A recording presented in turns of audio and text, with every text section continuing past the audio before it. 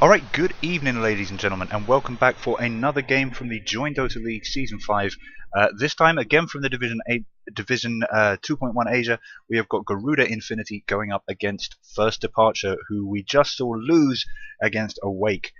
Now these are some really crucial matches, guys. I'm just looking back over the tournament layout again. Garuda in third will have stayed third with their 2 wins against First Departure a moment ago. But it's this game which is kind of all to go for here. Awake are currently sitting at Awake will have moved up into third. Garuda, with this, if they can get 2 wins here, will be moving up into second place, and that is big. That is where you can start going to the Division 1-2 playoffs. That is where you can start earning big MLG sponsored prize money in the Premier Division. Now, of course, it's not going to be that easy. Execration, the team they're trying to kick off, still have more games to go. They could pick up another couple of wins, but both teams are very keen to get some more wins here. Not least First Departure. After their losses just now, I think their dreams of going to the Premier Division are effectively over. But realistically, with Renaissance Army just behind them in the tournament schedule, they kind of need to get wins here, otherwise they're in danger of going down to Division 3, which would be a huge step back for them. So, having a look at the draft we've got now, we've got First Departure banning out the Vengeful Spirit, which really messed them over in conjunction with Drow Ranger in the previous game, and the Axe, because we have seen them being very cautious about heroes that can dive. We've seen Bristleback bans, we've seen Bat Rider bans. Garuda, thankfully, banning out the Bat Rider for them this time, and banning out the IO as well. First Departure's Troll Warlord pickup is just straight out of the metagame right now. He can buff up the right clicks of his entire team, and he can cause enemy carries to miss. That is huge, and that is why he is such a big fan favorite right now. Now the Viper pickup for Garuda Infinity, this is just so me that I'm not even sorry. I love this hero. Can do so much in the right hands. Does peak, you've got to be willing to say that you've got other cores in other lanes, because there's no way he's going to be able to take on Troll late game, for example. But as part of a synchronized team, as a guy that you rely on to finish off enemy heroes, you cannot get better than Viper, and of course such a powerful laning presence. First Departure, though, picking up the Earthshaker, one of my favorite supports. It does make them very melee focused for these first 2 picks, but Earthshaker is a great support to have with Troll Warlord, because of course all Troll is lacking is that early stun and ability to close distance, and when he gets there he's huge. So having Earthshaker, not only you get the stun, but you obviously can block off the enemy's retreat with the fissure, and very suddenly you're finding yourself with a Troll right up at the enemy's face, and that's a beautiful place to be. Garuda choosing to pick up the First Departure choosing to ban out the Sniper makes sense. Sniper plus Viper plus Lion is really some just terrifying laning and later harass. And of course, it always gives you the option. It would be a hugely greedy build, but if you can get any kind of right click buff onto those guys, even if it's just somebody with a Vlad's or something to increase the attack speed, suddenly your Sniper and Viper are looking much better in the late game. Garuda choosing to immediately ban the Brood, which I think is smart, if a little bit over reflexive.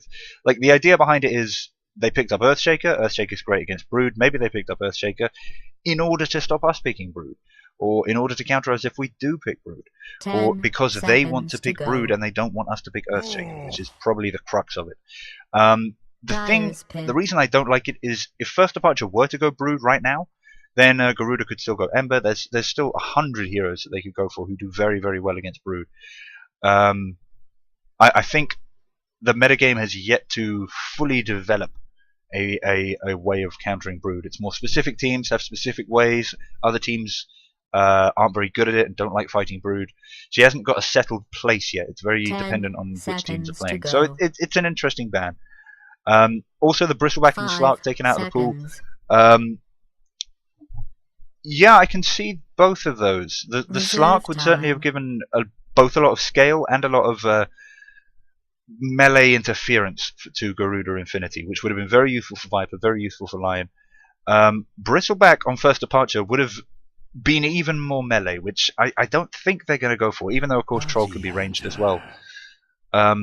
but it would have given the opportunity to just constantly be diving, constantly being aggressive. And if First Departure had got the bristleback, Garuda would have been on the back foot for the entire game, which is not a fun place to be. Picking up the Bounty Hunter now, though. Now, I said with a Viper you had to go for a fairly early game draft, and that's certainly what they're doing with the Bounty. Of course, this is locking them in. It's going to mean that they're going to struggle a little bit in the late game, particularly if that's a core off-lane Bounty Hunter. 10 seconds to go. And the reason that is concerning me is because First Departure haven't exactly gone for greedy late game.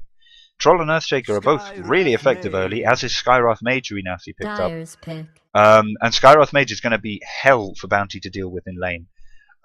Because that long duration silence, which can block off his invis, is going to make him highly vulnerable, and the long range stun from Earthshaker is going to keep him locked in place. So Bounty is not going to have the easy Bounty lane, even if First Departure don't pick up sentries, but I've got a feeling that they will. Next round of picks coming up here. Garuda 10 seconds to go. need to pick up something scary. They need to pick up something where you go, oh, okay, that's what the Viper Lion and Bounty Hunter were about. And honestly, I'm not 100% sure what that pickup is. They could go for a ganky style Nature's Prophet offlane and run a support / roam Bounty Hunter. I wouldn't mind something along those lines. But again, you're committing yourself to a very early game. It's just giving you the tools to win that game. It's the mid that they really need to pick out here.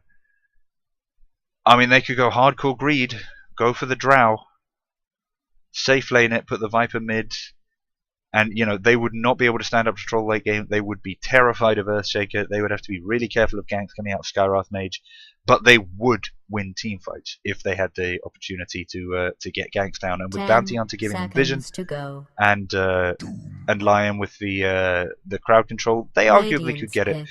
They choose to go for the Doom. Now, interesting choice. What they can do with that, of course, is they can jungle the Doom, which gives them a lot more early game farm. It greatly amplifies their early game farm because they can have effectively a 4-core lineup. It gives them tank. If Doom can get his Ags up quickly, it gives them a great way to control the Troll Warlord. But not the strongest hero in the metagame right now. No large AoE crowd control, just Doom. Really built to be a farmer and a scaler. But there are better farmers and scalers, and I gotta say, Faceless Void is an example of one of them. I kind of could have seen Faceless Void actually going for Garuda Infinity there, and that working quite well as an off lane, or as a safe lane. But the Doom I find a little bit sketchy. Used to be a great hero when he could disable passives. He'd do great against people with passives. So great against Void. First Departure would never have picked Faceless Void into an old style Doom. And very, very useful against Troll as well in a team fight, because of course you lock down his own personal right-click passive, and you prevent him from casting his ult if he hasn't already. And that's huge. That's really, really useful. But it just doesn't scale quite enough. It's not quite good enough one-on-one or pushing or team fight to be part of a highly sophisticated team plan. It's a block pick, and for that reason it's a little bit weak and a little bit vulnerable. And I think First Departure are probably going to be kind of happy with that coming out. The Centaur ban from Garuda Infinity would certainly have been very effective for First Departure. It would have meant that they had to go, well, complete face rush there with 4 melees, but Stampede is a great tool for doing that. Time Walk is a great tool for doing that. Earthshaker, of course, will be getting Blink. And it also, in a sense, just opens you up for a very effective Vlad's purchase. You can pick up Vlad's Jet and be like, wow, this is actually a fairly cheap item which is going to give me so much utility. Garuda Infinity here, I think, looking to pick up a safe lane. Their lanes are a little bit ups and downsies. I got to assume that they're up to something tricky, because this is not a great draft for just standard 3-1-1 laning. And they go for the Enigma. So okay, let me reevaluate these possibilities here. I'm thinking it's got to be offlane Bounty, safe lane Doom, and jungle Enigma with the Viper taking the mid. Interesting. It's all going to come down for Garuda Infinity. It is all going to come down to those early game black holes. Even if it's just the threat of them, even if they can just have Enigma in the right position, that First Departure back off from towers rather than defending them, that's fine. We don't have to get the 5-man hole, but wow. They've got a team that can do terrible things from about 10 minutes to about 25 minutes. They're going into a team that can also do terrible things from about 10 minutes to 25 minutes. The only difference is, even with Black Hole and even with Doom, I got to say, I think Garuda Infinity are going to struggle late game against First Departure, who have still got a core slot to pick up, I hasten to add. They've got a very effective early game support duo with Earthshaker and Skywrath Mage. Great for ganking and also great for protecting carries. And they can just tailor pick this last one now. Also, the Enigma pick is kind of vulnerable here. He really does have to get everyone in that black hole so far. Earthshaker can fissure, Skywrath Mage can silence, Faceless can chrono, Troll can get into melee and bash, and now we've got Tidehunter. I gotta say, my money's on First Departure with this one. Coming back from their close and hard fought but ultimately unsuccessful battle against Awake in the previous round. Fingers crossed with this game they'll be able to pull off something a little bit more effective, and I love their fight right now. Faceless Void Tide is... whenever I see a Tide drafted, I always say this. He'll never be entirely out of the meta. Ravage is too good. Same with Faceless Void, although Faceless Void's a little bit iffier because he's a bit squishier and but Tidehunter and generally just AoE combos will never ever be out of the metagame. They're too good. Locking down enemies for large amounts of time over a large area is always going to be a huge play to make. And honestly, even with Enigma on Garuda, First Departure own the crowd control front. Enigma, in fact, of course we have the traditional JDL pause. In all honesty, I'm going to be surprised if Enigma manages to get off any black holes this match, because he's got to run into just so many ways of interrupting a channeled ult. It's gonna be tricky. It's gonna be tricky. Now, while we have the pause, I think in the previous game I already looked at First Departure's effigies, so we'll skip them and go and have a look at Garuda Infinity. What have we got here? I speak for the trees, coming out from Nature's Prophet. Fairly good, fairly traditional. Not a huge number of creativity points. This, on the other hand, I think wins the creativity point. It's I believe I can fly on the Pudge. I think we had in the previous game, one of the Awake effigies actually had I believe I can fly as well. Wait, or was it? Yeah, it is. Look at this. There's use. I believe I can fly, and over here on the Pudge, I believe I can fly. Gotta love it. Too many Michael Jordan references apparently. Everybody loves the Space Jam. I don't know what to do there. I've never seen two effigies with exactly the same joke being made. Although I guess there's a limited number of jokes that can be made. Do or Die, very serious effigy coming out here from Vzard. And I think in this instance it's got to go to the Pudge. It really does. I'm sorry Zeus, I know you had the exact same joke, but that's just hilarious.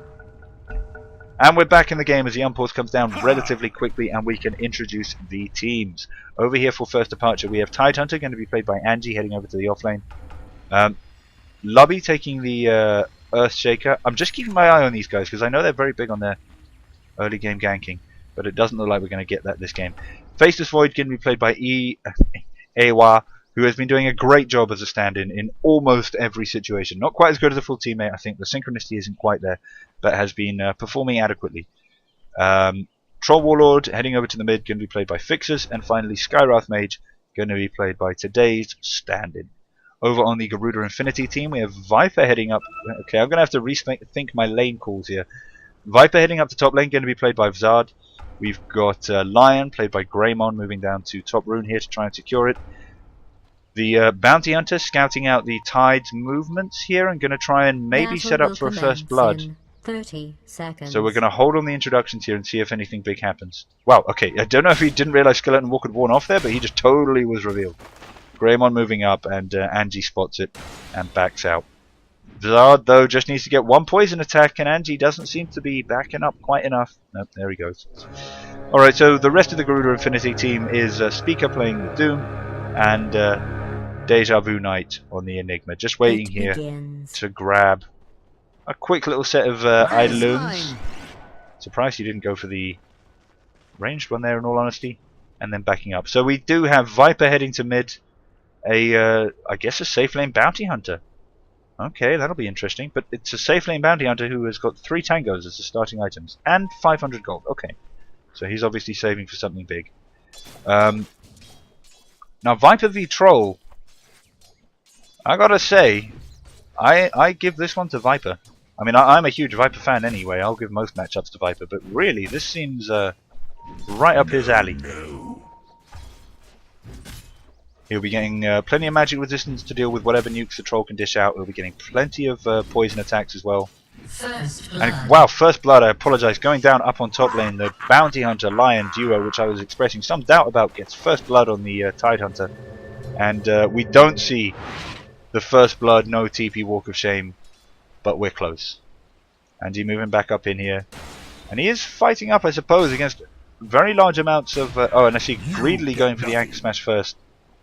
Which is going to cause some problem for him. And I like this. Dyer actually getting a pull off here. Tide is going to get the XP from this creep, but he didn't get the XP for the previous one. Down on bot lane, Doom, I think, is going to be struggling here against the Skywrath Mage. He's a hero who... he's basically good at struggling. You know, he's good at being in lane, getting some farm with Devour, healing up with Scorched Earth, and surviving. That's the plan, really, for Doom. Enigma, of course, in the jungle, getting his stacks up, and farming down. He's also managed to deal with a nice, nasty little camp full of mud golems there. Backing off to leaving the Eidolons to finish the Ancients, Ogres, sorry. And we do appear to have some rotation attempts here coming out from the Earthshaker. They do spot out Speaker on the bot rune, but they're going to need a fissure here to make it really count. They've got a great opportunity for one, and they managed to block him off as well. Unfortunately, Lubby blocked off as well. Speaker considers going into Roche, but isn't even going to need it. He can just walk out, and in fact, maybe even right-click this... in fact, no, he's just saying... this is risky. He's decided that it would actually be better for him, like, just maths-wise, to get a deny to the Roshan. So he thought, oh, well, I'll just run back there and get it. But that was too much of a risk that he'd end up giving the last hit to one of the supports, as in fact happened. Skywrath Mage taking it. And, well, that's just one more kill there. That's giving a kill to First Departure. An unnecessary kill as well. Vizard in trouble here as Angie has got in really quick here. Not entirely sure how he closed that distance. I can only assume Vizard just not paying too much attention, and that puts First Departure up on top of the board with 2 kills. And Faceless Void also leading the last hits chart at 16. And Troll just behind on 15. Doom struggling on 4. Viper struggling on 5. And that's a Viper. My gosh, friend. That is not good. Fingers crossed that Viper's going to be able to get a decent amount of farm here. Looks like he's going to be going for an early mech, is what I'm seeing with that. But honestly, too defensive, I think, with 2 points in corrosive skin. Like, I agree with 1-1-1, sure, because then you get 3 different types of poison. And Doom actually going ham on bottom, with damage coming down on Skywrath Mage, takes up both of the supports. Tango's out. This is a guy I was saying wasn't a playmaker. My gosh, beautiful play. Now, Faceless Void is just hoping for one more bash here, but he's not going to get it. Earthshaker not in range to drop the fissure. So yeah, well, I'm very surprised there. I wish I'd caught that fight from a little bit earlier in the game, as we see Fixers going down on Vizard on the mid. That mischance is costing the Viper dear, but it will wear off, and that's the point where he can turn around. But there's a Skywrath Mage rotation. Fixer's just rotating straight back in, and that's a dead Viper one more time. But again, Bounty Hunter finishing off the Tide Hunter up on top lane. So thick and fast, they came at last. All these kills all over the map. Radiant's top tower is under attack. But Viper really struggling there. Happy to pick up a GG branch. And Andy losing his mana, but that's never been a huge problem for Tide. Getting a decent number of last hits here as well. And the farm isn't great, but the farm will come. The issue that I am seeing with Garuda Infinity, and this is because I'm not familiar with carry bounty, maybe it's a massive thing, but oh, as we have the blink go in from Ewa, and the stun from Earthshaker as well, and they get the kill on the Faceless Void, which is the perfect way to run it. Up on top lane, Lion goes down to Skywrath harass, Bounty rotating in, spotting out the Tide. I gotta say, this Skywrath is doing a great job. That's 2 kills entirely down to his intervention. 1 assist as well from the look of things. Dire's bottom tower And is that's how under you support, attack. friends. Get kills, lane after lane after lane after lane. Earthshaker now rotating into mid, not going to be spotted out by any dire wards, means that Bizarre might be in trouble here again, depending on where he gets stunned and how quickly Fixers can close the gap. We don't have other rotations coming in. We do have a courier coming up for Fixers, and it looks like Earthshaker's decided against rotating back down bottom.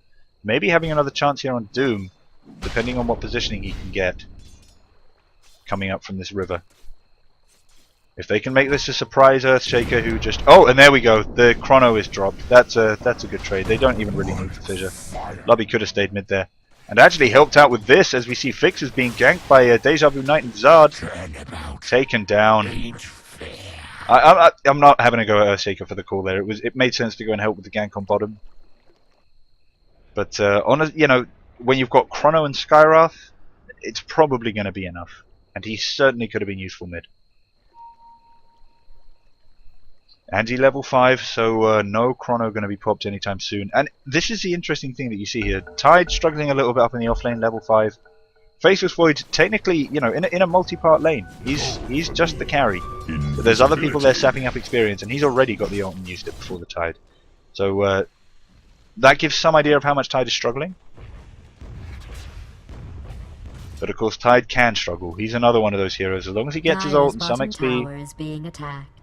any gold Dire's can be structures used. Mana have Boots been are great. fortified. Blink Dagger is great. But when you've got Fissure especially to help set up and Dire's Chrono, bottom tower you is don't under actually need the siege. Blink.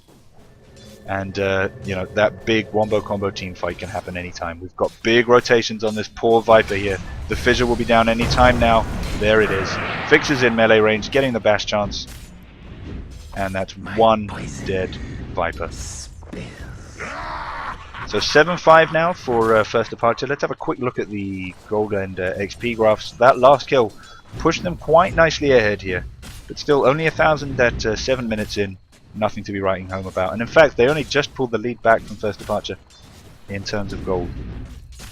Oh wait, hold on. Garuda Infinity are leading XP. So that 7-5 kill streak doesn't mean much with the Skywrath rotating as much as he is. Now we do have Enigma rotating down to the offlane here, and Doom joining in.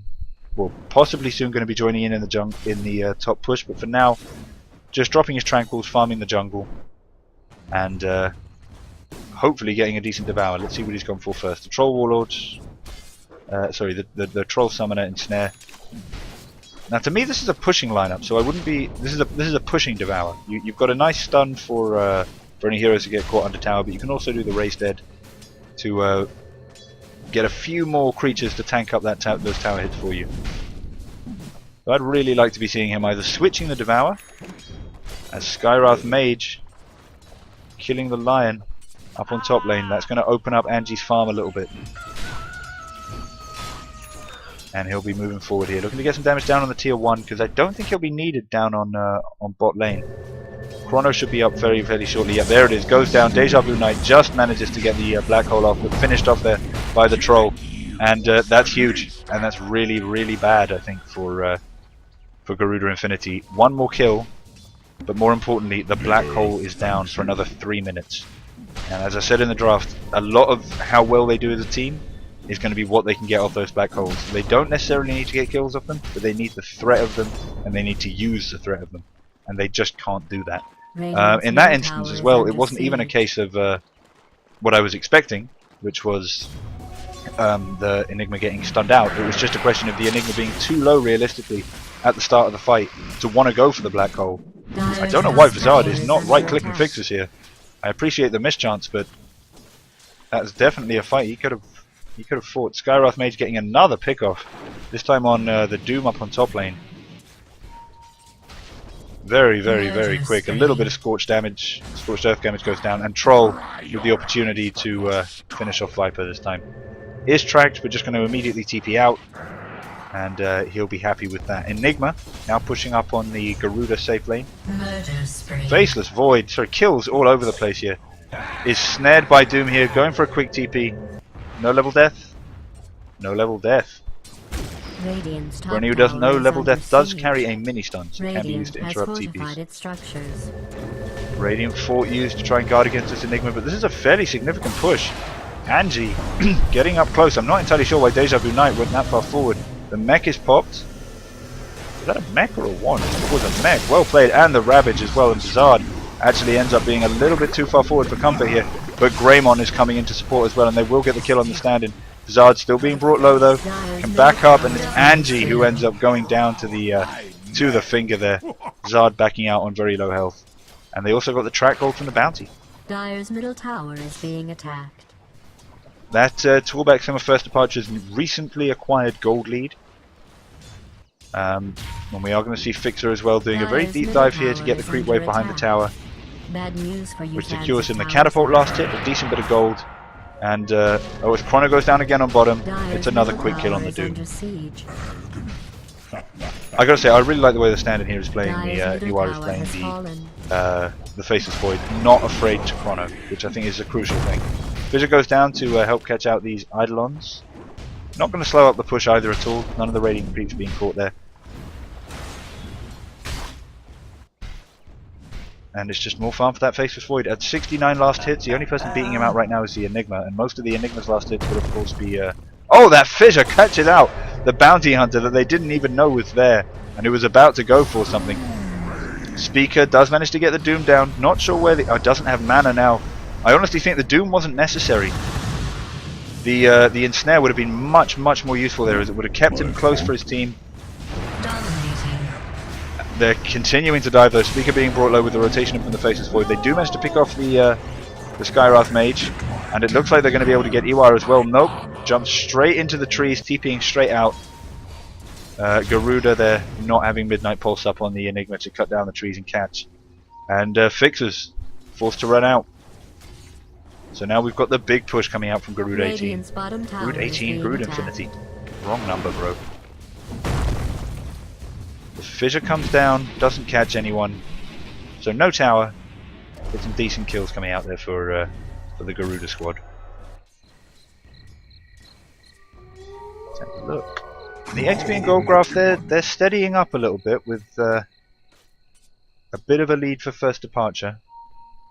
But not enough that you'd really want to rely on. I think the one thing we haven't seen from them yet is the big initiation. They are happy to... I'm expecting this is going to be farming up a Maelstrom here on the Void. How is Tide doing? Tide's going mech. Interesting. I really would have preferred him getting that blink early, but obviously they're going to just rely on the initiation coming out in the Void. But in that case, if they're not waiting for Tide to get his blink, I kind of think they should be pushing tier 1s with their combo. If they can line it up right and kill the Viper or the Doom, then it's already worth it in terms of scaling, because they scale so much better than the Garuda Infinity team anyway. Faceless Void hanging on the back lines here, looking for a pick-off. Deja Vu Knight scouting for that kind of behavior, I think, and they will... I think they saw each other there, but it is Knight... No, they didn't. They actually did not see each other. Has fortified its structures. Bot tier 1 going to go down pretty much uncontested. The only downside for First Departure is how many heroes they ended up having to commit for this. Dire's bottom tower has been destroyed. As we do see pretty much the entire squad down here. Oh no, it is the entire squad. They can make it worth their while, of course, if they just keep going. And there's really nothing to stop them. The only ult they're missing right now is Troll, and that's going to be up in 5 seconds. But we see the Initiation coming in from the northwest now. Viper, Bounty, and Doom all getting in position. Lion on the back lines. Enigma still kind of far behind him without mana for Black Hole. They really don't want to do the big team fights here. They get the Doom down on Tide though, so that's no Ravage for this fight. Doom brought low by the Skywrath ult, and Faceless Void popping his ult. Catches 2 and then 3 in the Chrono. Fixes brought low though. Eating Viper Harass. Echo Slam comes out from Lubby. He was doing a great job on the Earthshaker last game, and he's doing a great job this game as well. Making the plays.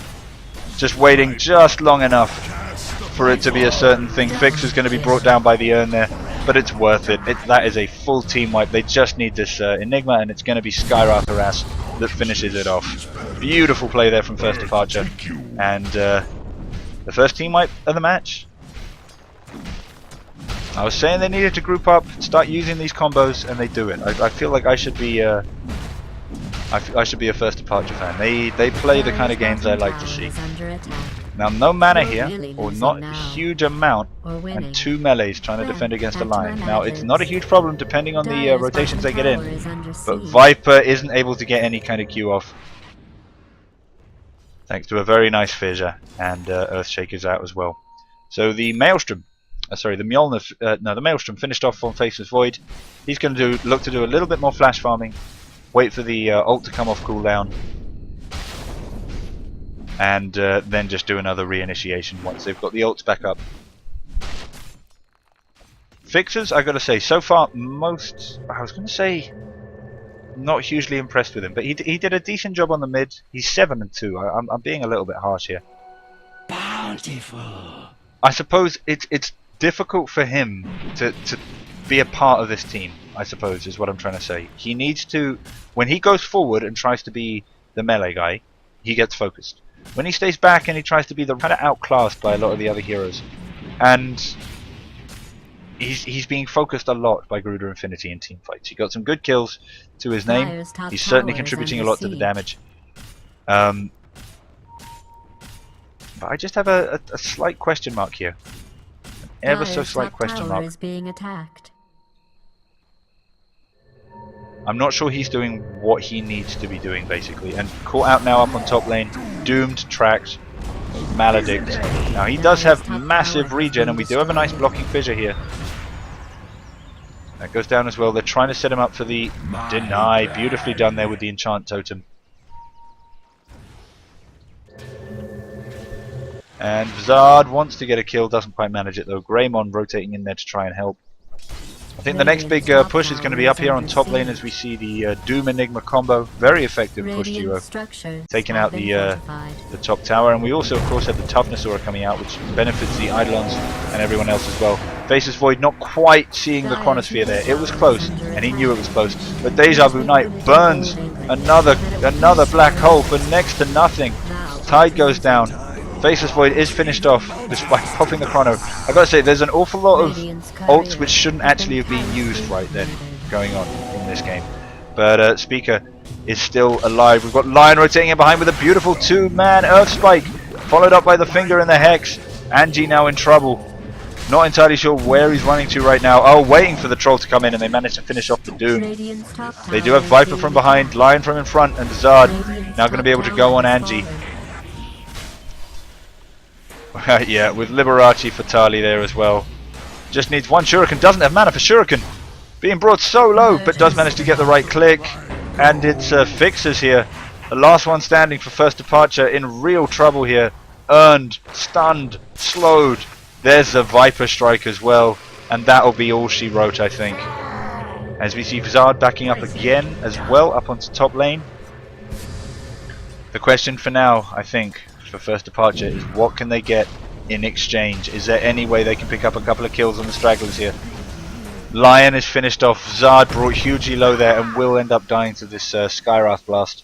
Double kill. The magic resist is just not enough. So let's see what these massive team fights we've been getting in the last few minutes have done.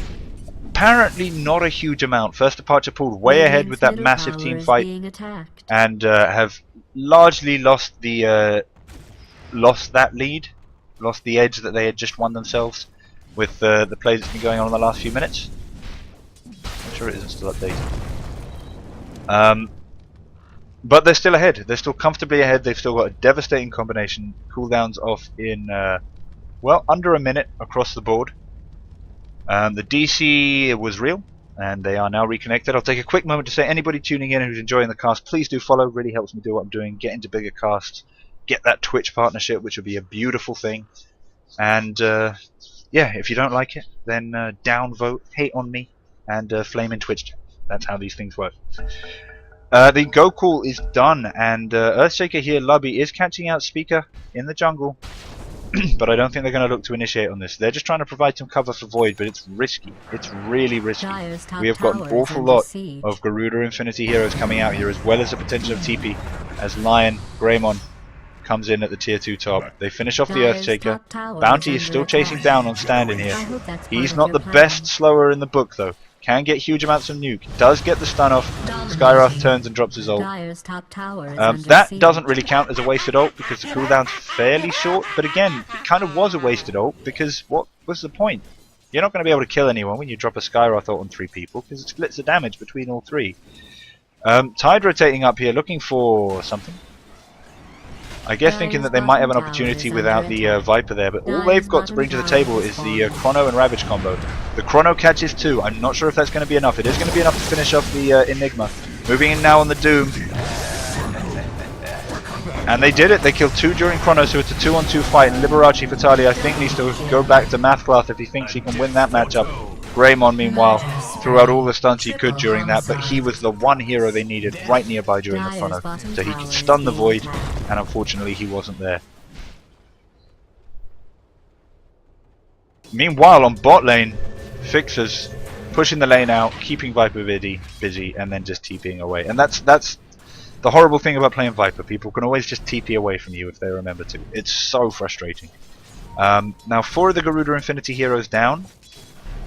They are spawning very, very soon though, so I'm not sure about First Departure pushing this top lane, and they're not sure either. XP graph, they've got back into their nice, comfortable leady position here at about 4.5k XP.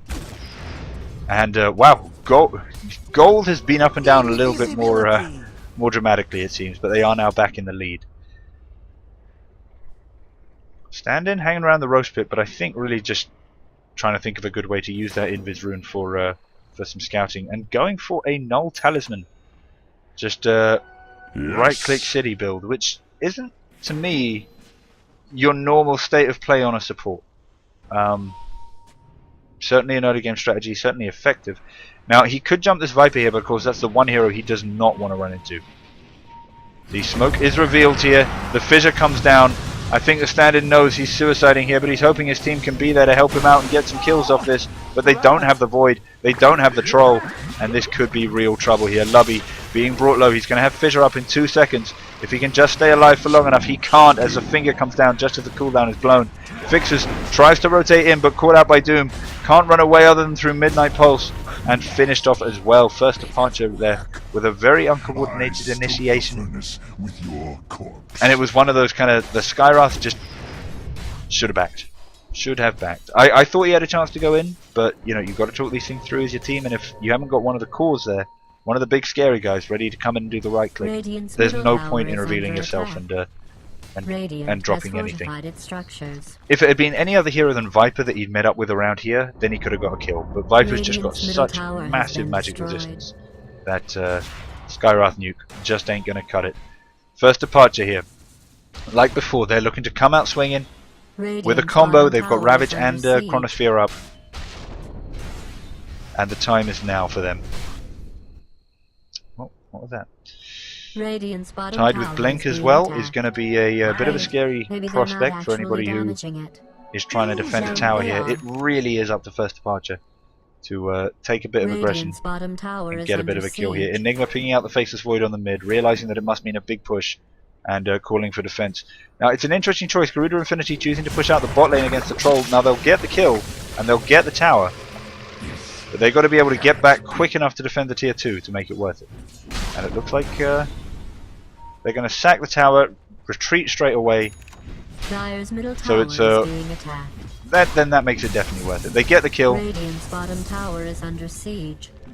Radiant structures and they get the tower. Okay, they are going to go for it. Dire's middle tower is but they are losing damage on the tier 2 now in exchange. Doom ready to rotate in.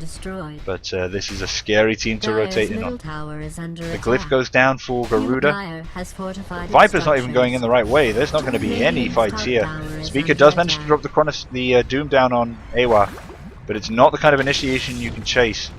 Lion catching out Skywrath Mage, but covered by Lubby with the stun. Faceless Void. That Doom is going to be wearing off soon. He's going to be able to re-engage.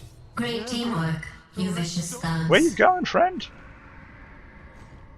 Okay, well, Enigma picked up picking off the Skywrath Mage there. Deso coming out on the Bounty Hunter, so that's going to be some scary damage from him.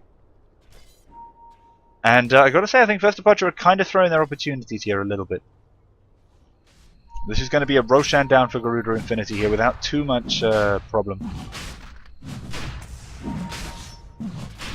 I'm not entirely sure who gets it for them. I got to assume it's the Viper and the Dazard. Everybody else is kind of a one-trick pony. Now I might be doing a disservice there to bounty hunter carries. As I say, I'm not really too familiar with bounty hunter carries, but strikes me as a Viper pickup. But no, it goes to the bounty. Maybe there's something I don't get there. He's going to go on big scouting missions, and I suppose that is one very big use of a powerful bounty hunter. You can go in on these scouting missions, you can push lanes. If you get initiated on, you've got that extra 10-15 seconds for your team to rotate in and turn that fight around. And I think Liberace Fatali is looking for a pick-off here. Unfortunately, it's Greymon who was spotted out by AWA before anything else could happen. They don't want to use a chrono on this though, and Greymon has Blink. He's going to be able to get out. And that's given quite a nice amount of vision there to Liberace Fatali if he wants to try and go for any kind of kill here. Greymon rotating back in on AWA. The chrono goes down, but there's the finger. He's low. They do manage to finish off the bounty, but of course that was just the Aegis. Faceless Void, Faceless away, so it's a chrono in exchange for a finger and an Aegis. I gotta say, I think First Departure win that. Particularly depending on... Yeah, Void has Ags, very short cooldown on his ult now for what it can do. And they need to be spamming it as often as possible. Tide unable to keep up with the mana demands of being Tide.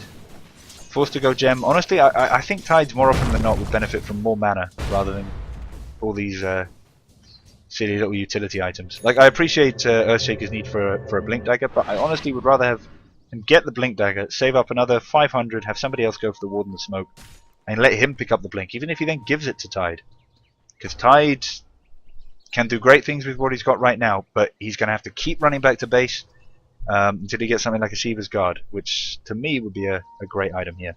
Any more mana regen, just any. Earthshaker doesn't have mana boots yet.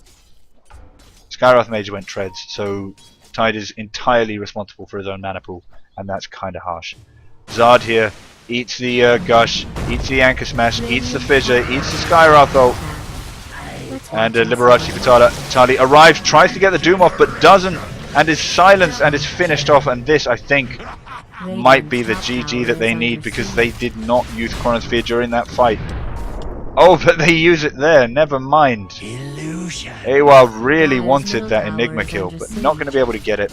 The tier 2 is going to go down, no problem at all, of course. Dire's middle tower has been destroyed. And it looks like they're trying to decide between keeping on pushing on this mid and pushing that top T2. They'd really love another pick-off. If they had one more kill, then they'd be very confident and going straight in on the high ground here. But they're being distracted by the bounty on the back lines as Liberace Fatali tracks up Tide and generally just makes a nuisance of himself. The core's not confident to push without the ult up.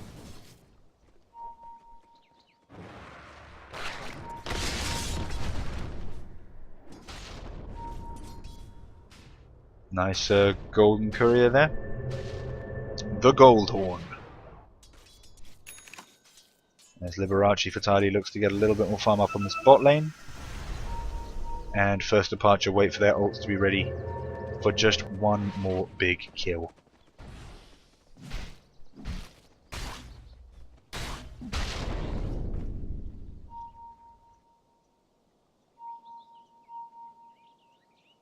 Standing Skywrath mate backing up, smoke coming out from the Garuda Infinity team here as they look to go in on the troll, who I think is just TPing out. Yep, he's safely away. So not the gank they were hoping for, and the smoke will wear out before they can turn it into anything else. But c'est la vie, c'est la vie. Oh, there is a Faceless Void coming up here though. Admittedly hadn't spotted out the smoke yet. I think could have been warned off by the Midnight Pulse that there was a smoke gank going on there, but backs out with plenty of time anyway. And Dire very, very concentrated up here on this top lane. Not sure if this heralds a push from them, which would be hugely risky. Ravage online in 20 seconds. And that's just, you know, I'll say it again, the only lockdown that G8 are really bringing to the table here is the Enigma. And the Enigma's lockdown is interruptible by every single member of the First Departure team. Like it's nothing. It's going to be really hard to get a Black Hole, because it's 5-man, or at least everybody involved nearby that fight, or nothing. Doom goes down on the Faceless Void, possibly being slightly aggressive. possibly just baiting out a key ultimate. Deja Vu looking for the black hole. He catches Skywrath Mage, and I gotta say, that's not worth it for an ult like that, but it is winning them the fight as Fixes only just arrives. Does manage to get the Deja Vu, and a beautiful Echo Slime is going to leave Zard low. Beautiful Fissure is going to finish him off and leave them chasing Greymon. 3 for nothing, 4 for nothing there for first departure. It's a safe carry bounty who's the only one out. He's running out top. Troll has his sight set on mid. And yeah, the Enigma Black Holes just can't do it for them. He's gone for... It's a whole hero expended for one ult. It's all of those heroes' abilities expended to better be able to do that ult. And it's getting them nothing. Even with the BKB, which admittedly can ignore then... Okay, it can ignore the Fissure, it can ignore the Skywrath Silence. Dire's bottom tower is being attacked. And it can ignore the Ravage Stun, I think. But, I mean, like, that's it. You can still get bashed from Faceless, you can still get bashed from Troll, you can still get caught in a Chrono. And apart from anything else, there's just such huge damage which is bringing him hugely low. There's no frontliner for Enigma to hide behind other than Doom. And Doom is not a frontliner. He's a mixed bag of 101 different things. And he's a fairly self-sufficient, self-reliant guy. But he's not great at anything.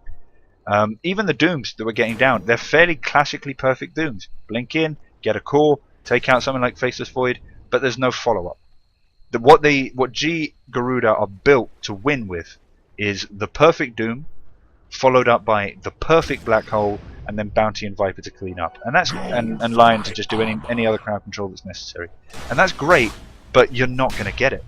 It's just never going to happen unless you're lucky. And if you gotta be lucky to win, that's not going to be good.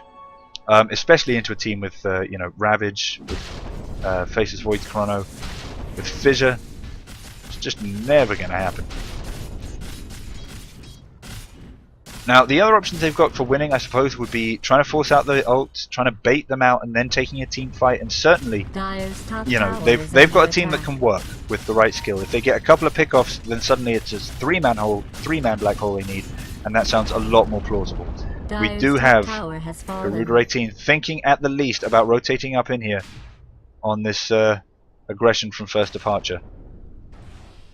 They're not confident though, and I think Bounty was just spotted out by that obs before he popped his invis again. Oh, but they maybe want to go for it. I think it's unavoidable now as Viper goes straight in here. Pops nothing, eats the Ravage, silenced, stunned, and Doom finished off trying to come to his aid before Viper even dies. Fixer's going ham on Deja Vu Knight here. Liberace Fatali is coming up from the other side, trying to get some damage down, but it's not going to be enough. Fixer's force-staffed forward rather, by one of his friends, and that's a quick kill. Bounty again, the only one left. This time we did lose the Faceless Void, but more importantly, with this fight we see first departure right up against the tier 3s with huge damage coming out across the board. Weirdly enough, the Faceless Void did very little there. That was not a good fight for him, but he did enough, even if it was just in terms of distracting there. Beautiful Fissure, Blink, Enchant from Lubby. Beautiful Earthshaker play here. I honestly, like, it's been great. It's been a real pleasure. He's on point with that hero. Still 5 men wiped as Bounty goes down inside the base. Doom and Viper will be coming back up there, so first departure choosing to back out. Roshan will be up in about a minute, so looking forward to that. That will be a great tool for first departure to push up onto this high ground. And I think they're going to be going for a big win. Bottom tower is being attacked. 2 tier 3s down, 1 set of racks. And I'm almost scared, but let's switch this over to late game analysis here. We've got 17k on the Troll Warlord, 15k on the Faceless Void. That's ahead of all 3 of the first departure cores by a measure of about 3,000, 3 to 5,000. And this is just sad. Tide beating out the Viper, who really seemed to be struggling against the Troll in lane and just has not been able to come online after that. You know, if you have a bad early game as Viper, you've had a bad game as Viper. There's no coming back from that, friend. You know, you might be able to get support kills for the rest of the game. You might be able to do a useful Viper strike on a carry and slow down their attack speed in a team fight, and that could be great. But you're not going to be that killing machine that Viper really has to be worthwhile. First Departure doing a really good job here, kind of just sneaking all their heroes down here on the spot lane. I don't think it's been hugely visible. I think they've managed to catch Garuda Infinity kind of unawares, although perhaps not enough. As Garuda rotate back in to defend, and First Departure not going to be able to go for those exposed racks, but very comfortably going to be able to go for this Roshan, who is up now. Spotted out. Lubby, I think, has AFK looking at some other part of the map, but we do have Roshan up, and to make it interesting, we also have a large number of the Dire heroes thinking about rotating in. The sentry goes down and Tide blinks out. Smoke is dropped, and Troll actually struggling to get this roast down quickly. Faceless Void spotted on the back lines, has an opportunity for a beautiful 4-man chrono there, but doomed. And there's not going to be anything he can do. There was such a good chance there for the beautiful chrono of destiny, but it did not happen. The team fight though still going the way of First Departure so far, with Vizard being brought low. No, Troll brought down as well. This is actually huge for Garuda Infinity. 2 core cores. They can clean up any supports they can find, and then they can take the Roshan. This is big. Angie praying for a blink. There it is. He's got the blink. 4 staff in 4. So that'll be him out safe. But wow. First Departure there. Not on point. Not on point at all. They had a really nice setup over here with Tide up on the high ground, giving a great position for him to ravage from, and also a great amount of vision. They have great abilities for fighting in a roast pit with Ravage and Chronosphere. Honestly, that entire fight was lost because Faceless Void decided to rotate in from mid, got caught out by the entire enemy team, and even then he had a fairly large opportunity, I think, to pop Chrono, and on 4, and didn't get it. I might be wrong, maybe he was doomed, but it looked like track to me. Tis mine.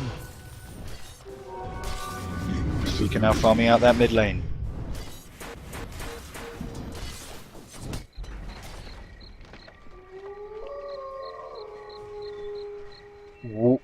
Warding pings now apparently requiring the attention of multiple cores in order to kill OBS. OBS OP.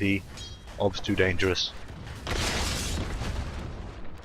Yeah, Kinhas, I kind of agree with you about the bot racks. The cooldowns were short, but I think they were trying to choose between backing up or going for mid, and I think you're right, that wasn't the choice they should be making. The choice should have been back up or go for bot, and I think if they'd been more aggressive overall and a lot quicker overall, then they would have had the time to go for bot. Whether or not they did in the instance, probably, but I'm not sure, because there were some pretty short cooldowns coming.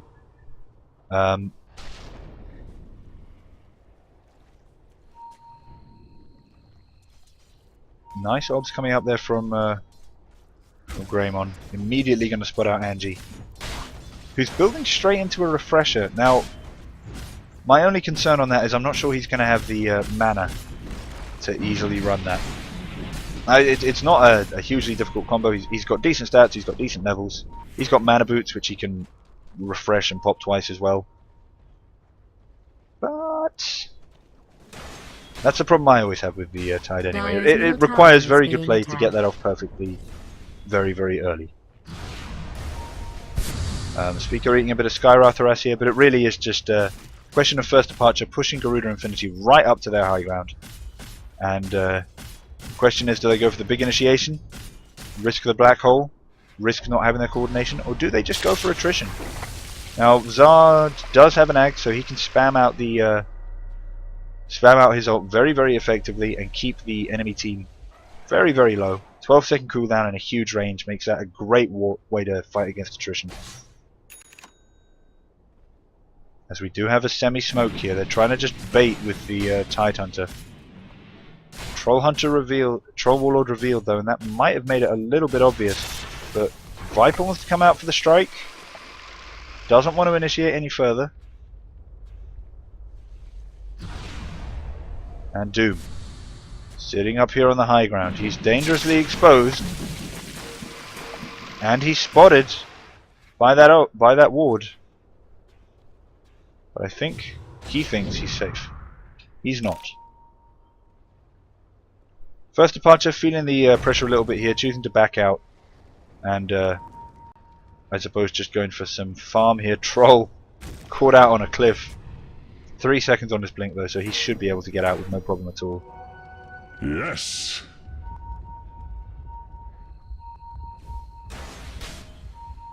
And a big group up from Dire here as they're looking for someone to chase, looking to deward, rightly predicting the fact that first departure will have used that opportunity and push up on bot lane to just scatter the area with wards, get great vision up there.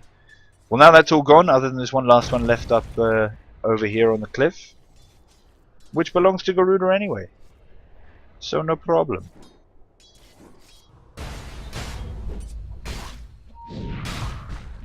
I gotta admit, both teams are confusing me a little bit here. Garuda Infinity, I'm just not sure what the plan is overall. I'm not sure what the draft was aimed at. I'm not sure how it was intending to achieve that. And I'm not sure how they thought that it would be a good draft against the heroes they were facing. For first departure, I just, when I see this, you know, open, open, open, like, why aren't you pushing? Do it. Just do it. I do not believe that there is an item that is so important for anyone that you shouldn't just go in now. Even, and I say this in full knowledge of what I am saying, even Refresher's Tide isn't that important right now. It just isn't. Like, a lot of the time you'll find you'll try and go for that and you won't even be able to get it anyway because the goddamn thing costs so much mana. If there's any mana drain on the enemy team, if Lion manages to get a bit of mana drain off, anything like that, Necrobook mana drain, anything, then Tide is going to really struggle to get that refresher. So you don't wait for it, you go, you push. You go in with the Tide or the Faceless, you get some pushes going on. Like, the other thing that they could do, if they're really nervous about running high ground, is smoke up, and then just come in like this.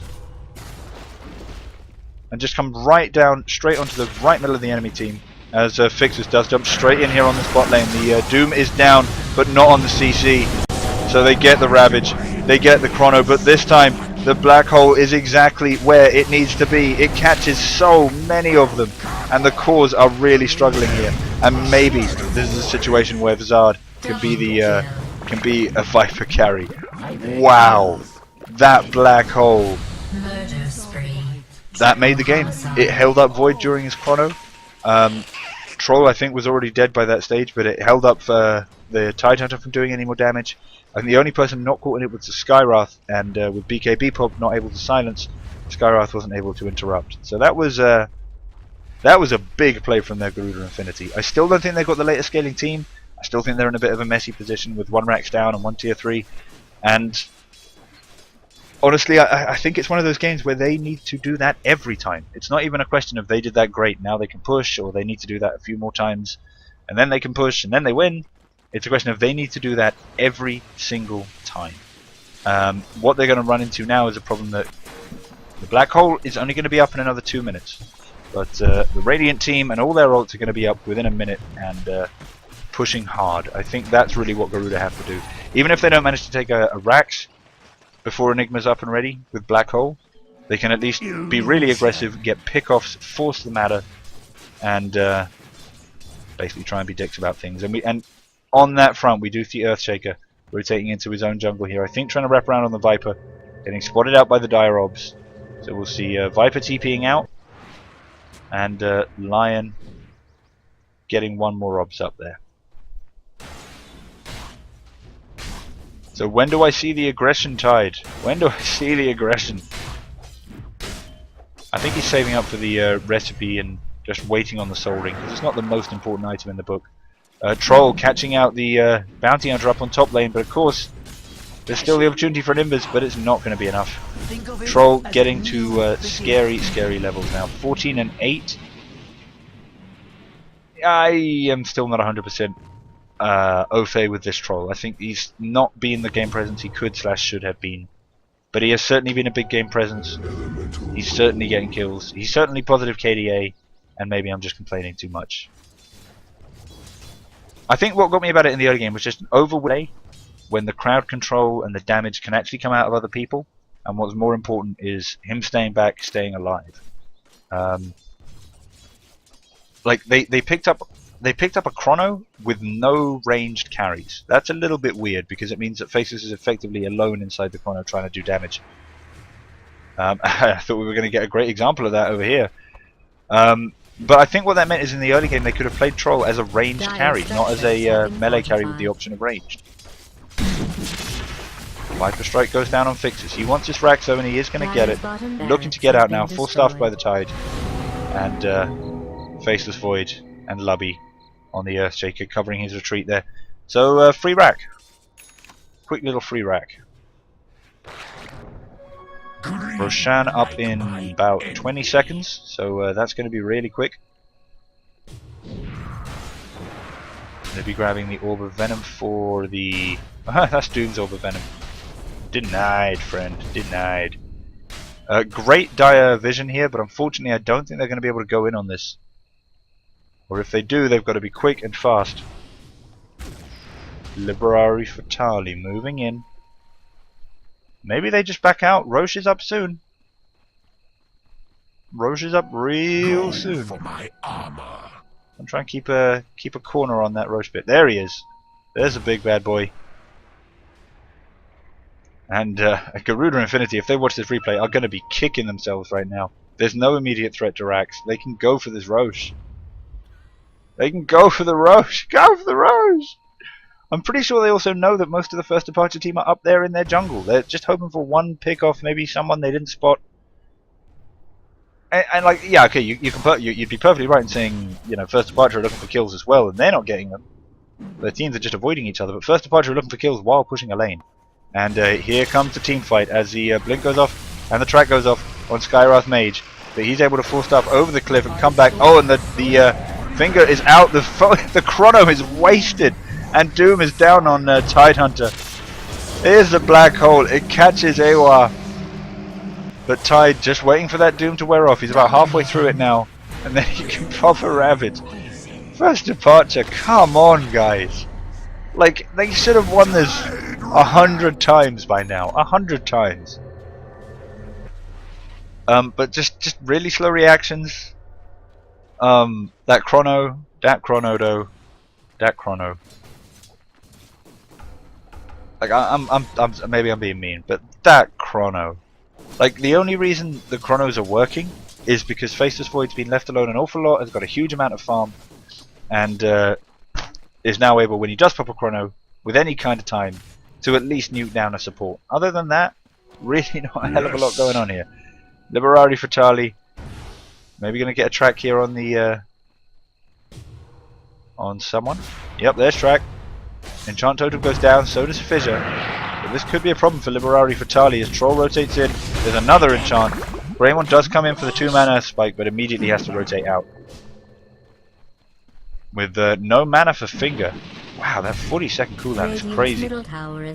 And Fixes wants to go, but scared of who might be behind him, and so backing out. As it is, there's actually no one behind him, and he could definitely kill that lion, but it was the right call to go for at the time, I think.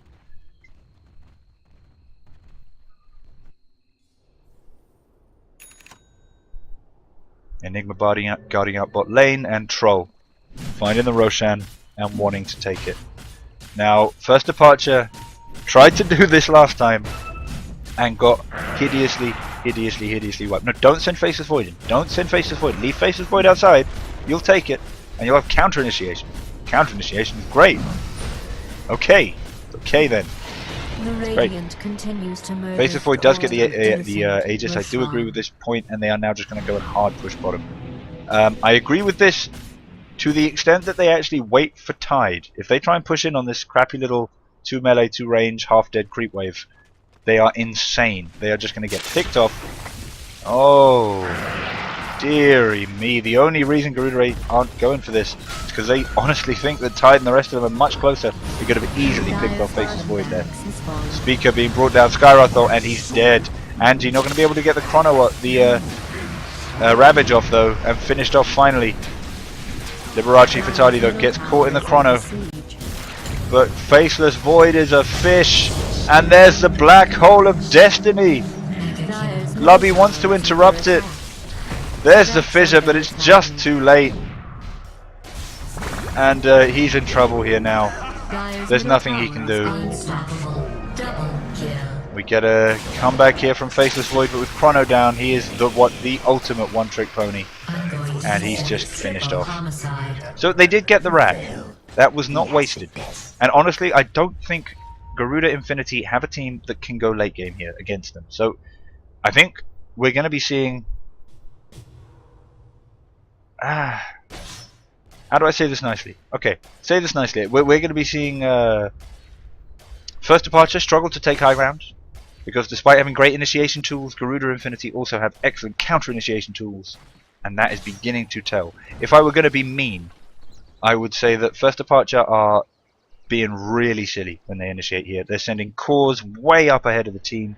They are not really thinking about who they want to go in and what Troll is for in this situation. He's not there as a tank, especially not when Faceless Void has the Aegis. Faceless Void goes in, pops Chrono, whatever. You've got Ravage to back that up. You've got Troll to come in once some of the ults are blown. Faceless Void dies. Who the hell cares? You can even send him in without popping Chrono and like only pop Chrono once the Aegis is down. And send him in when they start to group up on him. Go for the Ravage. I mean, there's so many ways to do it, but what you don't do is send Troll out to get murdered first. And then just smile and walk away. In all honesty as well, it should probably have been Troll getting the Aegis. He's a hero who doesn't need his ult to be effective. Faceless Void does.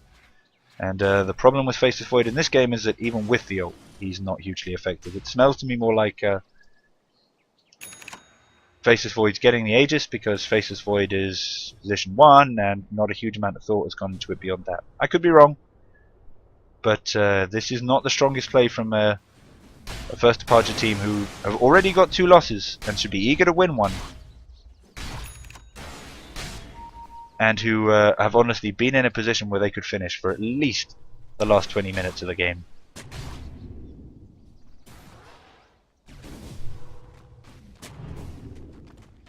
Hello, hi to Mohammed. Illusion. We see the illusions popped up by Earthshaker. They're going to be sent out to scout, and I've got a horrible feeling First Departure might be waiting until the next Aegis before they go for another round of hard aggression. I find that hugely disappointing and hugely sad. At the very least, they'll hopefully be able to at least make sure of it, as Tide should have his refresher up by then. I assume, you know what, maybe he's going Battle Fury. Hell, I don't know. I'm just a caster, don't ask me. Viper farming out bot, and I mean, even, you know, 2 minutes after the push from First Departure ended, we're still seeing Garuda Infinity caught up here on the high ground, desperately trying to push the waves out against Megas, and basically just not farming their cores very effectively. Let's have a look at that XP graph. I find it very, very strange. They have actually pulled into the lead from the XP from all the effectively high ground feeding that First Departure have been doing. That's 2 team wipes I can count now. But that said, I kind of was expecting it to be petering out and leveling off a little bit now at whatever level it was, because Garuda Infinity are all hemmed up, while First Departure are splitting the map very, very effectively. Zard over on the bot lane. Going to be a lot of nuke here, but not going to die. Skyrath knows it. Everyone knows it. And Skyrath is out. Oh, Aegis. We hardly knew ye. Oh, we're going to have to wait for this. The teams aren't confident enough, apparently, to be pushing forward. So we'll hold one. We'll wait. We'll see lots of farming protection for lanes which no one is farming. I think Bounty be like, can someone farm this? I'm like, right here to save you. But no. No farming. And Smoke Gank coming out from First Departure. Bit of aggression here. This is what I like to see. Did Tide get his? Yes, he did. That's what's been the call off for this. Now, like, I get it. It's an insurance net to get the Tide refresher and then go, but I don't know. It's been a bit iffy. They've been going for team fights that they've been losing, and then not going for team fights because they need the refresher. They get a beautiful initiation there. Ravage goes down, and Lion is out of this fight. The Doom is popped, as is the second Ravage. Second Ravage hits no one, and then there's Black Hole catching the entire First Departure team. We do have a lobby. You are hero, you are man. So again, just a huge mess up there from First Departure. They are feeding kills like nobody's business. Murder spree.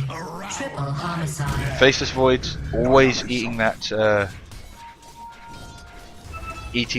Doom and then just hanging around rather than backing off and hoping to re-engage later on in the fight. The second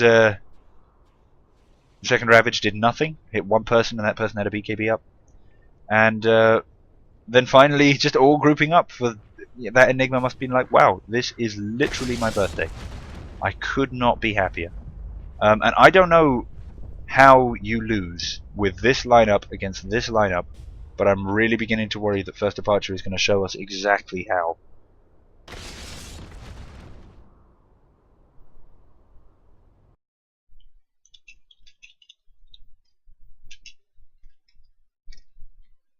Raymond farming up the top. Roshan going to be spawning up in about 30 seconds. And, well, 30 seconds to 3 minutes 30 seconds. But if it's a quick one, I think Garuda Infinity already have the map space they need to secure it for themselves. And honestly, I'd say, you know, but how do you push into double Ravage and Chronosphere? Well, apparently when you're playing First Departure in this game, you push into double Ravage and Chronosphere by trusting the fact that they'll screw one of them up, miss one of them when it waste it on BKBs, and then group up perfectly for your black hole. And I mean, in that context, yeah, sure, you can definitely push against that lineup with an Enigma, a Doom, and a Viper as your cause, and a Bounty as some kind of additional fourth core. I mean, that's a fed bounty. Yeah, I'm not. I just what? Core bounty? Like, I'm really worried as well. The Garuda 8, Garuda Infinity. I keep saying Garuda 8 because of this, but I'm really worried that Garuda Infinity are going to leave, thinking that that's what our draft did. Our draft worked perfectly. Like, no, it didn't. It had huge problems. And I love you guys. This has been a really great game with a lot of great skill shots. A lot of great play, but the draft's crazy.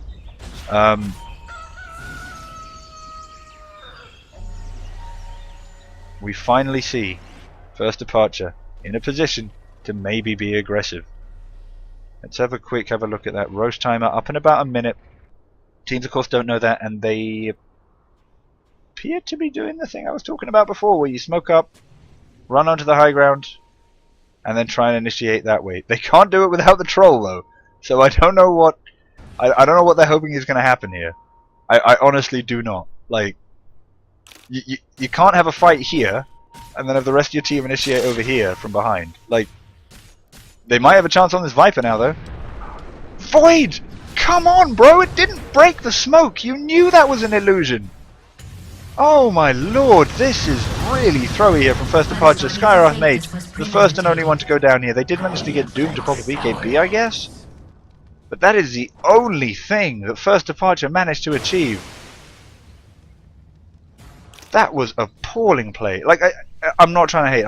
I've cast First Departure games and love them. I think they're great players. But when you see an enemy hero while you're smoked, and your smoke is not revealed, you are dealing with an illusion, because illusions do not reveal smoke.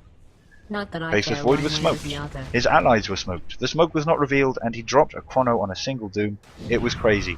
Now, of course, he does have Ags. It will be off cooldown fairly shortly, but not that shortly. He's not able to use the cheese, which I think is what he was counting on for this to be worth it, because of the Doom. Because apparently they forgot that he's been doomed constantly this entire game. E-Blade goes down on Fixes. I'm not entirely sure why though, as Ravage is dropped, and this is actually just exposure for Zard. Maybe First Departure can finally use their much better late scaling team, much better lockdown, and much better right click to actually win a team fight and a match in this late game period. Okay, pushing up on the mid, we've got a buyback from the Faceless Void, who does not have BOTs but is going to be rushing straight down. And if we have a look at the buyback status, Doom does have buyback, so we do have the makings of a 4v5 fight here. The only person who's not going to be here is Skywrath Mage, but Fixers don't even care, bro. Dodge the E-Blade there with a nice blink, but Zard can just keep popping abilities. Fixers, if you're doing a slow attrition on the tower, do a slow attrition on the tower, not a creep wave. And oh god, oh god, oh god, fixers, no! Zard has popped a BKB and Chrono as well. This should be a dead Viper, but of course not. The Angie goes down, drops a fairly useless Ravage. Beautiful play there by Lubby to phase off the rest of the Garuda Infinity team, but it's the standard on the bounty, no, on the, apologies, on the Skywrath Mage, who was caught there and finished off. So again, big push, nothing happening for first departure. Roshan is up now as well, and they've lost their Skywrath Mage for any fight that happens over it. So guys, I really want to be fair here. Please tell me if I'm being harsh to first departure, but like, they played great early, drafted better, and should have won a long time ago, and yet it's only in the last kind of 20 minutes that I've been saying this. 20-30 minutes now, I guess, but it's just all fallen apart. The troll has been overexposed. The ganks and pushes have been all over the place. They did it's just non-synchronous. I don't know whether they're really suffering from how many stand-ins? From 2 stand-ins. That could be it. But like when you have 4 people up on the top lane and 1 on the mid trying to do a you know, round the back of the high ground smoke gank, it's just crazy. It's just crazy. I'm just watching the kill on the Viper from 2 minutes ago on the stream as a delay goes past, and like that was a good kill, but nothing happens. The pause comes down and Garuda Infinity at for the first time 3 points behind. This is madness. Let's have a look at the XP and gold graphs. Garuda Infinity, like, they honestly, with the way they've been playing the last 30 minutes, they deserve to be 20,000 ahead. Unfortunately, they played terribly in the early game and had a very bad draft for fighting in the early game, and that left them 15,000 behind. So okay, they're 5,000 ahead in XP. That's kind of mad. They are 12,000 ahead in gold. So big leads, and they're going to catch up Tidehunter. Angie standing up here on top of the cliffs, gets tracked, gets doomed. Is Roshan actually? And that's a very quick kill for the doom. Like, why was Tide there? I don't see it. Oh dear. As Troll eats the finger and then eats the Viper Strike, and that's going to give the team time to re-engage. Void pops a defensive chrono. That might just be enough, but no, it isn't, as we get beautiful blinks and 4 stuffs coming out from Greymon and from Speaker. 1 right click, and that is a dead Troll. Does have buyback, but this is now the time for Garuda Infinity to take that Roshan and then push some racks.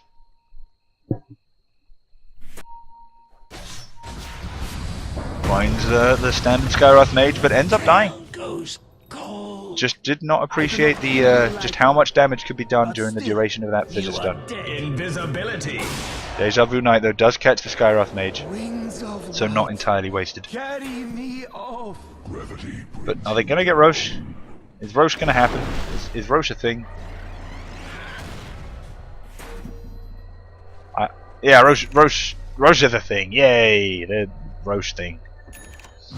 Viper's so 6 slotted, it's unbelievable. Like, I guess he turns a Helmet Nominator into a Satanic, or just sells it and goes for something else, but so 6 slotted. Like, I cannot remember the last time I played a Viper and got to this stage. But I cannot remember the last time I played a Viper against a Faceless Void and a Tidehunter and had them mess up so many initiations. Just so many. 0-man Chronos, 0-man Ravages, or 1-man with BKB Ravages. Split up team fights when you're trying to fight as a group. I mean, it was just... It's how you do everything wrong, you know? And I love these guys. Love casting them. Much better players than I am. Much better captains than I am. Much better everything than I am. But this is not a strong showing from First Departure in the slightest.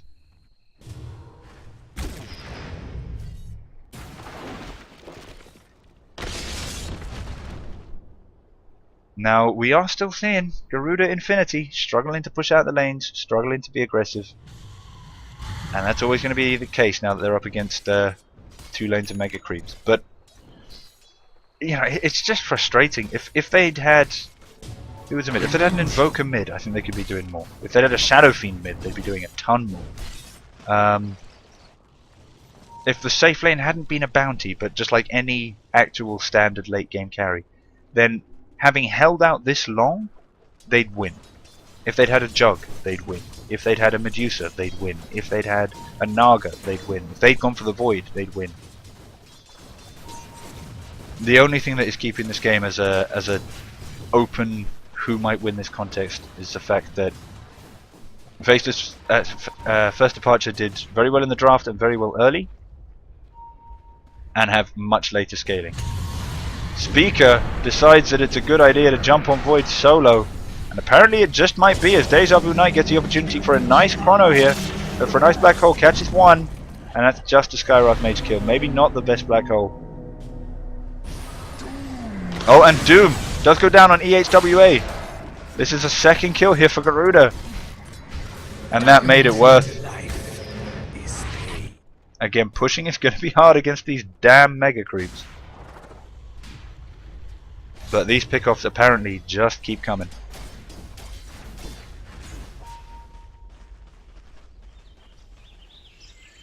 Just catching up on the Twitch chat here. So you're saying First Departure, just spread out, let the waves push, Void get BKB.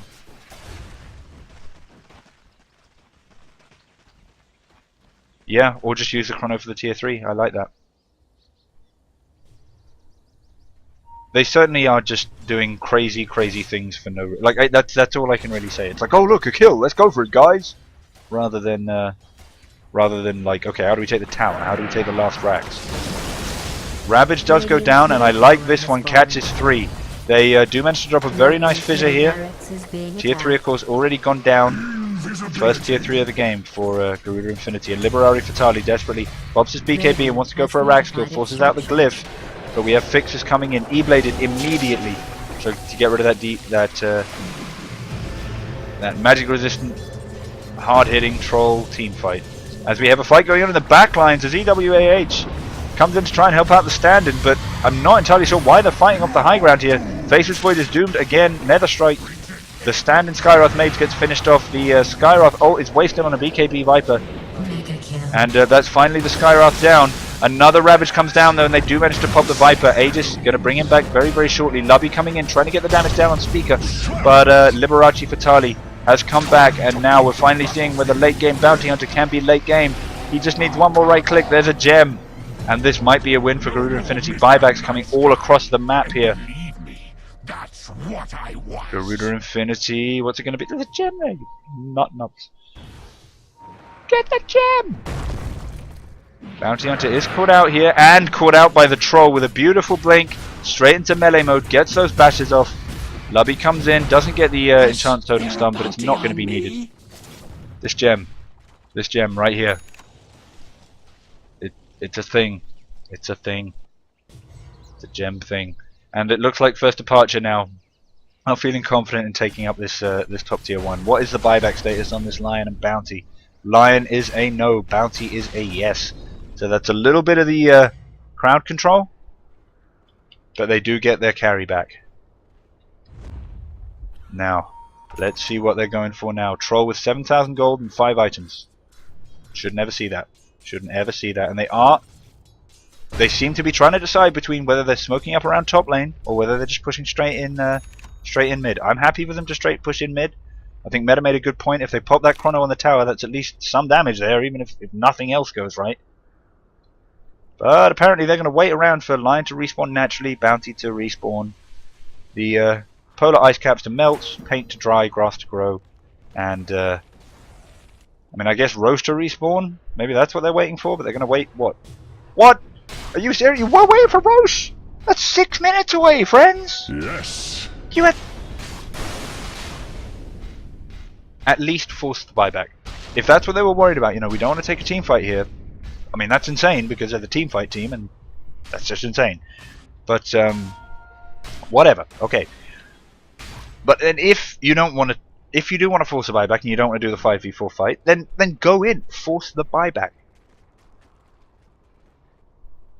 I really think the stand-ins here are causing problems for First Departure. It's the only like real cause I can put down on it. Because, you know, early laning phase where you're basically everybody's in charge of their own shit, they did great. They got a lead, they got a kill lead, they got a tower lead, they got pushes, they looked stronger in team fights, they looked stronger late game. And then late game, where they were stronger, but where it depends much more on team synchronicity and coordination, they just totally lost it. Just totally lost it. They have a chance now. Void is staying right back. Troll does have a DD, and it's like they're waiting for someone to come out, and I can guarantee you that's not going to happen. Tide seems to want to go in on bottom now, but if you're going to go in on a high ground like that, you may as well take a smoke with you. Okay, yep, there's a smoke. Fixer's looking to push down on mid lane a little bit, but apparently Radiant are just happy keeping the Dire team penned up. But the thing is, if they're penned up, they're not farming very well because they're getting mega creeps and they've got to split 3 lanes 5 ways. And not great. But if they're penned up on their high ground, farming mega creeps, and you are stuck at their secret shop doing nothing, then they are farming better than you. These are relative terms, not absolutes. Greymon does get a full stuff here. I think he wants to go for a pick off on the stand in Skywrath Mage, but he's going to end up running into quite a few. Don't pop the chrono for a lion! Oh, You lose face. I get it, it's really short now, but come on, bro. Come on. And like this, it's another example. They obviously didn't ping the roast time. Like, I am terrible at that. I think I've done it twice. Like, I'm so bad at pinging the roast time. But I'm not in 2nd Division Dota. Like, that's really bad for this level of play, which is high above my level of play. As we get the Doom almost going down on the troll, but a beautiful blink takes him out. And then we get Angie coming in, and finally First Departure are showing some beautiful coordination here, but they walk in for a black hole. I don't know whether there's going to be enough of a follow-up here, though, from Garuda Infinity. They get the second black hole, though, and it is enough. Triple kill for Vzard. And a beautiful combo there from the Enigma, who is making plays for his entire team. Lobby in trouble now. There's going to be a Maledict. Or there's just going to be a TP. One of the two. Like, honestly, Garuda Infinity. Oh, man. Beautiful, beautiful play there. I thought First Departure had it, but then they grouped up for that black hole, and this Deja Vu Knight is punishing them for it every single time. I said it'd come down to the black hole. It is completely coming down to the black hole. The only problem, of course, now is they can't push except with Zard, who is just going to get picked off on the mid because he underestimates how powerful the supports can be. And I don't know what to say, guys. This is crazy. This is totally crazy. Like, I still think First Departure are going to win, but based on late game performance, it could not be deserved more by Garuda Infinity. And, like, you know, Dota's a game. You know, the winner is the winner. First Departure got all of the lead they need to be able to play game. They paid their insurance and now they're reaping the benefit of it. But oh my gosh, this is nuts. XP lead. Only now 5,000 for Garuda Infinity. Is First Departure, at least in the last 10 minutes, have been able to get some kills back. We're not seeing them just get team wipe after team wipe after team wipe anymore. The gold still heavily in favor of Garuda Infinity. They are a rich team. Let's have a look at the items that we've got out here, because yeah, look at this. This is ridiculous. Okay, is there any item here that is not upgraded to its maximum? Okay, Helm of the Dominator on Viper. I can only assume he's leaving it like that because he really wants to dominate a creep for stacks, so that he can farm, so that he can not upgrade the last item that he can upgrade. Now we do have a Roche fight going on here. The supports for Radiant being highly aggressive, given that they have no support, and we've got Lion coming in here with an initiation. Goes down on Lubby, who is a big threat, but beautiful chrono there from Iwa. He couldn't have known about Deja Vu Knight coming in, and he gets both of the other two in the chrono. Speaker, though, comes in with the BKB. Double Doom down on Iwa and on Angie means that they have no... Wow. This is how Garuda Infinity win. Refresher Doom and Refresher Enigma. Like, I cannot remember the last time, especially in this meta, that I saw a game be won because of abilities. Like, in the sense of, normally games get won, it's like the final fight, the final whatever, you're seeing them won because of right click. You know, you've had a great load of team fights before that. You've got all kinds of cool things, but then you've got a drow or a sniper or a troll or someone who ultimately, in the end, you know, the supports maybe offer some crowd control and the right carry clicks them down. This is not that kind of game. Garuda are winning it beautifully, and I think now I'm reasonably confident saying are actually going to win it based on Refresher Doom and Refresher Black Hole. The last chance for first departure comes right within the next few minutes while the refreshers are on cooldown, before there's a huge amount of distance pushed out here by Garuda 8. But they do have BOTs. Okay, Lubby coming straight in with an Echo Slam on a character who is 99% magic resistant. Zard does manage to drop Nether Strike and now going on Lubby. He's going to have to deal with this Chronosphere, but Void walks away from the Chronosphere. Chronospheres are for uncool people and murderers, apparently. Nevertheless, though, Garuda Infinity are forced back as the carries get caught out by the Bash Lord combo. But again, with the beautiful black holes from Deja Vu Knight, and then another one, and a Ravage. Please be enough. Fuck it, I'm rooting for Garuda Infinity now. They deserve this. Holy moly. Yeah, forget the racks. Go straight for tier 4s. Look at this buyback. We've got buyback on no one. GG. Well played, Garuda. Wow. I don't have words. I do not have words. That was amazing. The fort goes down. Earthshaker looking for maybe a quick fissure. But first departure are going to let them get the blow up there. And holy crap, that game. Thanks very much for tuning in here, guys. I gotta say, like, wow, that Enigma. Wow, that Doom. First departure had that in the bag and threw it. But that in no way limits my praise for Garuda Infinity here, because, like, other than the draft, which I think needed a bit more scale, they had everything they needed, and they played perfectly from the mid game to come back from that. Thanks very much, guys, for tuning in. We'll be back with Game 2 in just a moment, where I think I'm going to be joined by my co-host Metamorphosis. But please do follow, subscribe, like, etc. It helps me get into bigger tournaments, help me do better stuff, and see you guys very, very shortly. Ciao.